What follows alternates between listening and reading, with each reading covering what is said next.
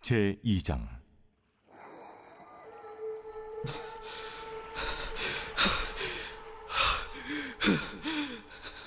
요나가 물고기 뱃속에서 그의 하나님 여호와께 기도하여 이르되, 내가 받는 고난으로 말미암아 여호와께 불러 아뢰었더니 주께서 내게 대답하셨고, 내가 수월의 뱃속에서 부르짖었더니 주께서 내 음성을 들으셨나이다. 주께서 나를 깊음 속 바다 가운데에 던지셨으므로 큰 물이 나를 둘렀고 주의 파도와 큰 물결이 다 내 위에 넘쳤나이다. 내가 말하기를 내가 주의 목전에서 쫓겨났을지라도 다시 주의 성전을 바라보겠다 하였나이다.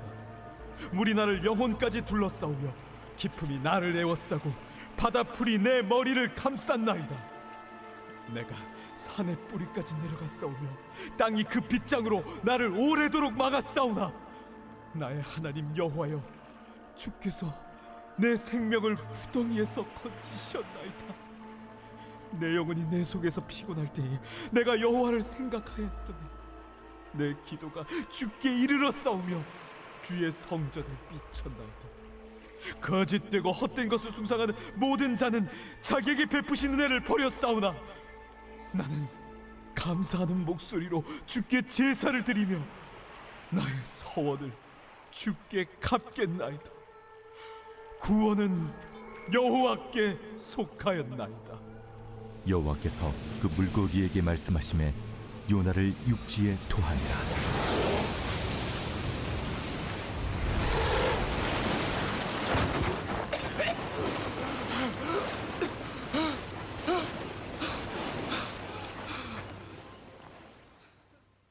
11월의 첫날 첫 시간, 가장 먼저 하나님 앞에 나오신 저와 여러분들에게 하나님의 크신 은혜와 복이 임할 줄로 믿습니다. 오늘 새벽에는 요나서 2장 요나의 기도를 함께 살펴보고 은혜를 나누겠습니다. 사람마다 피하고 싶고 가까이 하고 싶지 않은 것 중에 하나가 고난입니다. 우리의 기도를 보면 하나같이 하나님, 이 어려운 고난으로부터, 고통으로부터 우리를 좀 피하게 해달라, 이런 기도를 우리가 합니다. 근데 우리의 현실을 보면 크고 작은 고난을 우리는 늘 만나게 됩니다. 하나가 없어지면 또 다른 고난이 또 찾아오고, 또 하나를 넘어가면 또 다른 고난이 오고, 그것이 우리들의 모습들이죠. 근데 성경에서는 우리가 만나는 그 고난에 대해서 뭐라고 말하는가? 시편 119편 71절을 보면 고난당하는 것이 내게 유익이라, 이렇게 말했습니다. 로마서 5장 3절 4절에도 보면 우리가 환난 중에도 즐거워하나니, 이렇게 또 고백을 하고요. 야고보서 1장 2절에는 너희가 여러 가지 시험을 당하거든 온전히 기쁘게 여기라. 하나같이 고난에 대해서 긍정적으로 그렇게 설명을 합니다. 왜 성경은 우리에게 고난당하는 것이 유익이고 또 긍정적으로 이처럼 말을 하는가? 우리는 고난을 통해 하나님을 만나기 때문이죠. 또 고난 속에 있는 또 하나님의 은혜를 경험을 하게 됩니다. 그렇다고 무조건 우리가 고난을 만나면 하나님을 만나냐? 그렇진 않죠. 어떤 사람들은 그 고난의 소용돌이 속에서 헤어나오지 못하고 결국 그 안에서 매몰되는 그런 일들도 있습니다. 고난이 우리에게 유익이 되고 우리가 고난을 통해 하나님의 은혜를 경험하는 방법은 그 고난 가운데 기도를 드릴 때 가능하다는 것이죠. 오늘 요나가 큰 고난을 당했습니다. 말씀 읽은 것처럼 그가 바닷물에 던져지고 또 그가 물고기 뱃속에서 지금 기도를 하고 있습니다. 오늘 읽진 않았지만 1장에 보면 1장 4절에 보니까 이런 말씀이 나와요. 여호와께서 큰 바람을 바다 위에 내리심에 바다 가운데 큰 폭풍이 일어나 배가 거의 깨지게 된지라.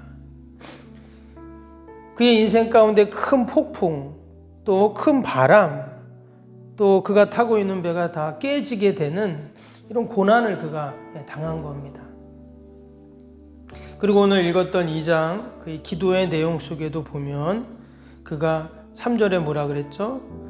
주께서 나를 깊은 속 바다 가운데 던지셨으므로 그랬어요. 큰 바다 가운데 그가 던져졌습니다. 그리고 1절에는 요나가 물고기 뱃속에 있다 이렇게 지금 나오고 있죠. 지금 그가 큰 물고기 뱃속에서 그리고 바다 한가운데서 한마디로 그가 고통과 절망의 한복판에 있다 이렇게 이야기를 할 수가 있습니다. 2절에는 스올의 뱃속에서 부르짖었다 그랬죠. 지금 그가 있는 상황이 스올, 마치 음부의 한복판에 있는 것 같은 그런 상황이라는 것입니다. 그러면 고난, 왜 요나가 이런 지금 고난을 당하고 있는가? 우리가 다 아는 것처럼 그가 하나님 말씀에 불순종했기 때문이었어요.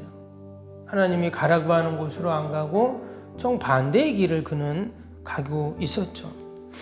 여러분, 하나님 말씀에 불순종하면 이러한 하나님의 심판의 사건을 경험하게 됩니다. 중요한 것은 요나가 그런 하나님의 심판과 그런 고난의 한복판에서 기도를 했다라는 것이죠. 그래서 오늘 1절에 어떻게 시작이 됩니까? 요나가 물고기 뱃속에서 그의 하나님 여호와께 기도하여 이렇게 나왔어요. 그가 지금 하나님께 기도했다. 또 2절에는 내가 스올의 뱃속에서 부르짖었더니 여호와께 불러 아뢰었더니 그랬어요. 고난을 당할 수 있지만 또 하나님의 심판의 사건을 경험할 수 있지만 중요한 것은 그때 기도를 해야 된다는 거예요. 우리 성도들은 늘 기도하지만 우리가 특별히 이런 고난의 사건들 앞에서 우리가 더 하나님 앞에 기도해야 할 줄로 믿습니다.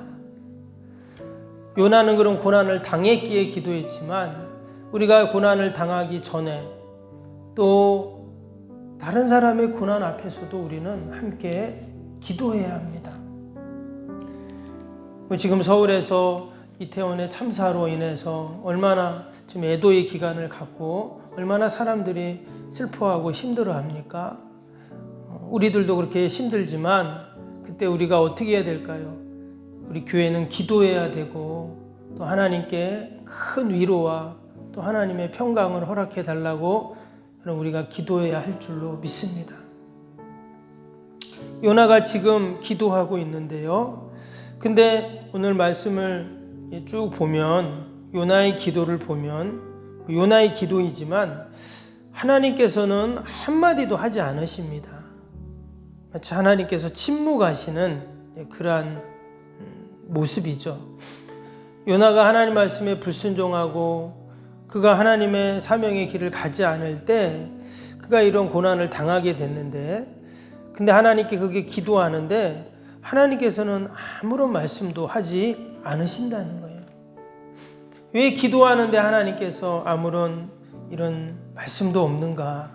그런데 그가 기도하는 중에 그가 스스로 자신의 잘못을 하나하나 깨닫고 또 하나님의 뜻과 섭리를 알게 되는 것들을 보게 됩니다.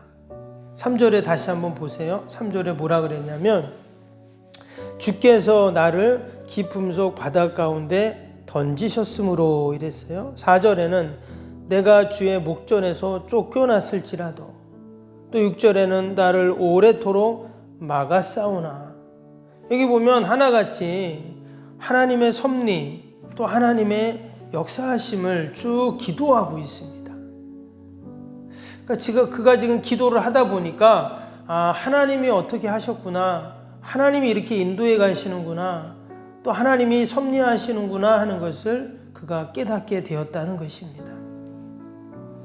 그러니까 그냥 그가 풍랑을 만난 것이 아니라 그 제비뽑기에서 자기가 그냥 뽑힌 것이 아니라 그냥 그가 바다에 던져진 것이 아니라 그 뒤에는 하나님의 역사와 다 섭리가 있었다라는 것을 그는 알게 된 것이죠.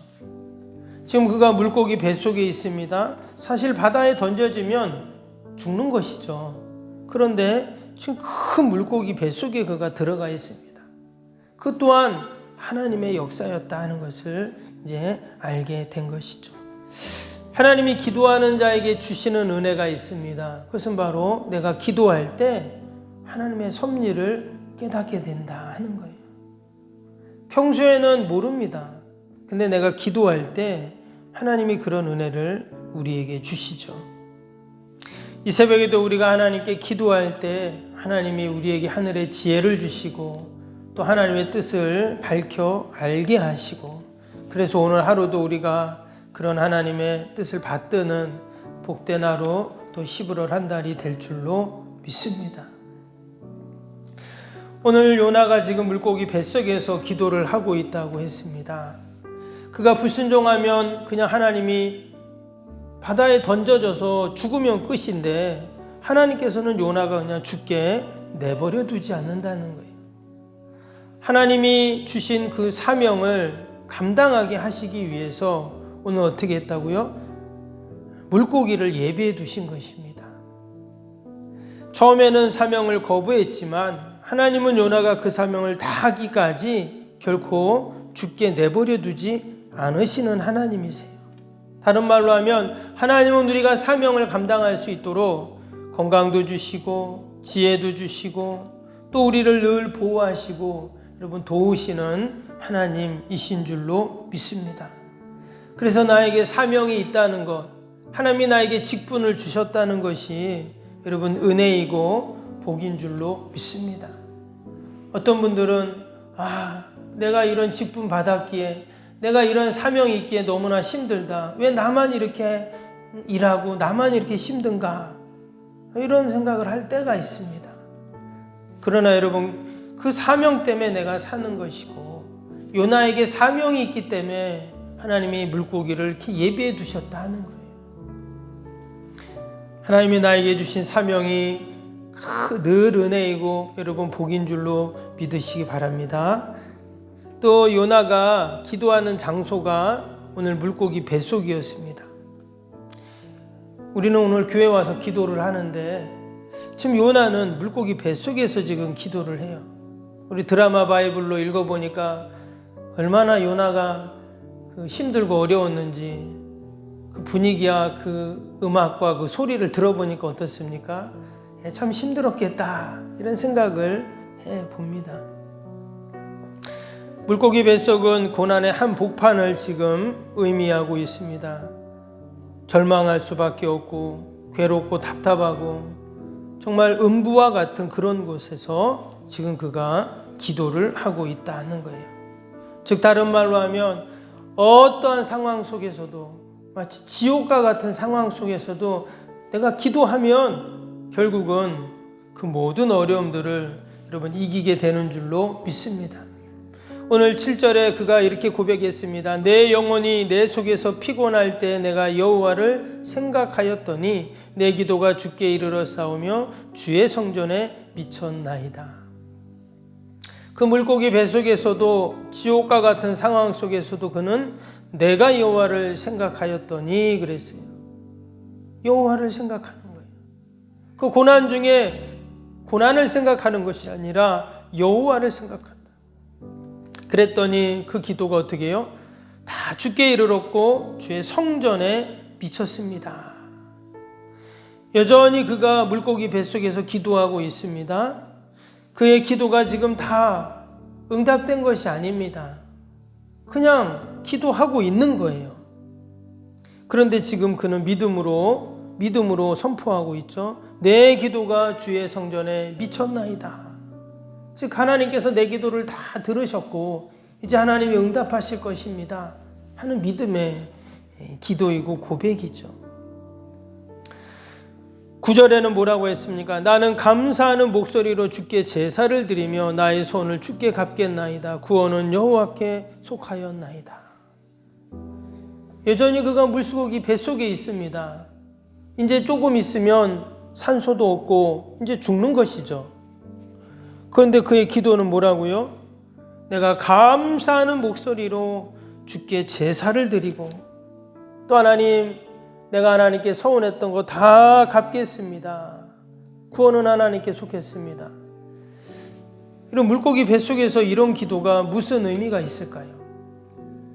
근데도 희한하게 그곳에서 이렇게 기도하니까 10절에 어떻게 됐습니까? 여호와께서 그 물고기에게 말씀하심에 요나를 육지에 토하니라. 아마 요나는 그 물고기가 자신을 육지에 토할 거라고 생각하고 이렇게 기도한 것이 아닐 거예요. 그냥 자신의 그 사명, 또 자신이 지금 이곳에 있기까지의 어떤 일들을 쭉 생각해 보니까 내가 하나님 앞에 잘못했구나. 내가 이렇게 살아야 되는데 잘못 왔구나. 하나님 죄송합니다. 하나님 잘못했습니다. 하나님 내가 하나님 앞에 맡겨진 사명, 서원 다 갚겠습니다. 구원은 하나님께 속했습니다. 이렇게 기도한 거예요. 근데 물고기가 자신을 육지에 토해냈다. 지금 이렇게 나옵니다. 이처럼 하나님께서는 주신 사명을 감당할 수 있도록 사명자를 늘 지키시고 하나님께서 보호하시는 줄로 믿습니다. 결국 요나의 구원은 요나의 기도 때문입니다. 그가 그 음부의 한복판에서도 그가 이처럼 기도할 때 하나님의 구원은 끝나지 않고 놀라운 구원의 역사가 이루어졌는 줄로 믿습니다. 또한 요나의 구원은 요나 한 사람의 구원으로 끝나지 않고 느느웨 사람들 수십만 명이 구원받는 놀라운 구원으로 연결이 됩니다. 우리가 새벽에도 함께 기도할 때 나의 기도는 나 한 사람의 구원으로 끝나지 않습니다. 우리의 가족, 이웃, 또 이민족의 구원으로 분명히 이루어질 줄로 믿고 우리가 다시 한번 때로 내가 고난의 자리에 있을지라도 심지어 수월의 뱃속에 있을지라도 그곳이 우리의 기도의 자리가 되고 또 구원의 시작이 되는 것을 늘 기억하면서 우리가 믿음으로 기도하는 저와 여러분이 되기를 주님의 이름으로 축복합니다. 우리 화요일 기도 같이 하겠습니다. 새 성전 건축을 위한 화요일 기도입니다. 31번부터 45번까지 역동성 있는 건축을 위한 기도. 31번부터 시공과 관련한 모든 인허가 절차가 순조롭게 진행되게 하옵소서. 아멘. 건축위원과 설계 및 시공사 간의 원활한 소통이 이루어지게 하옵소서. 아멘. 공사기간 동안 날씨와 모든 환경을 주장하셔서 공정에 차질이 없게 하옵소서. 아멘. 지역 주민들에게 불편함을 끼치지 않는 안전한 공법으로 건축되게 하옵소서. 아멘. 착공부터 완공에 이르기까지 지역사회와 긴밀한 우호관계를 유지하게 하옵소서. 아멘. 건축사와 건설사, 시공사를 붙드시고 초심을 잃지 않고 잘 감당하게 하옵소서. 아멘. 공사기간 동안 안전사고나 불미스러운 일이 한 건도 발생하지 않게 하옵소서. 아멘.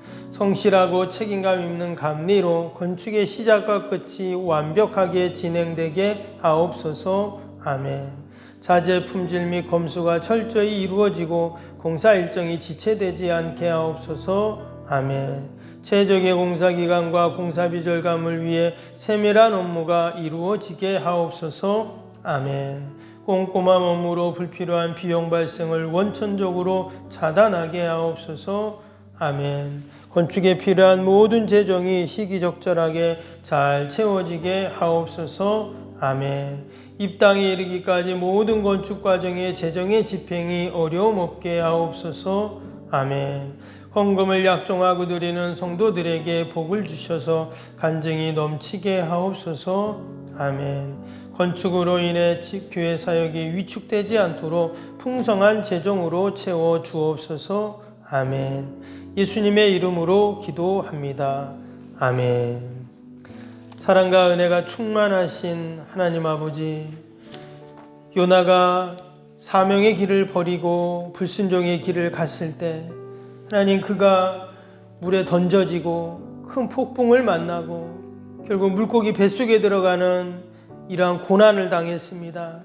그러나 그는 그 고난의 자리를 기도의 자리로 바꾸고 놀라운 구원의 자리로 바꿨는 줄로 믿사오니 하나님 귀한 새벽에도 우리가 늘 하나님 앞에 기도하지만 다시 한번 우리가 하나님 앞에 기도할 때 그 구원이 나로 끝나지 아니하고 요나의 구원은 니느웨의 수십만 명의 구원이 되었던 것처럼 하나님 이 새벽에도 우리가 나라 민족과 교회와 이웃과 또 우리 사랑하는 자녀들 다 올려드리올 때 하나님께서 놀라운 구원의 역사를 허락하여 주옵소서. 11월 한 달도 우리의 가정, 자녀들, 우리의 모든 소망 계획 하나님께서 아시오니 선하게 인도하시고 은혜를 베풀어 주시옵소서. 특별히 우리의 연약함을 하나님이 아시오니 날마다 강건케 하시고 연약한 육신, 질병으로부터 어둠의 영으로부터 늘 지키시고 보호하여 주옵소서.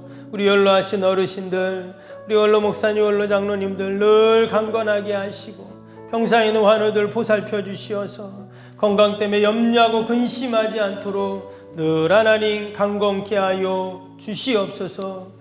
아버지, 올 한 달도 우리의 주님의 몸된 교회를 보살펴 주시고 이전에서 기도하는 제목들마다 다 응답되게 하여 주옵소서. 주의 전 출입할 때마다 하늘의 은혜로 늘 충만케 하여 주옵소서.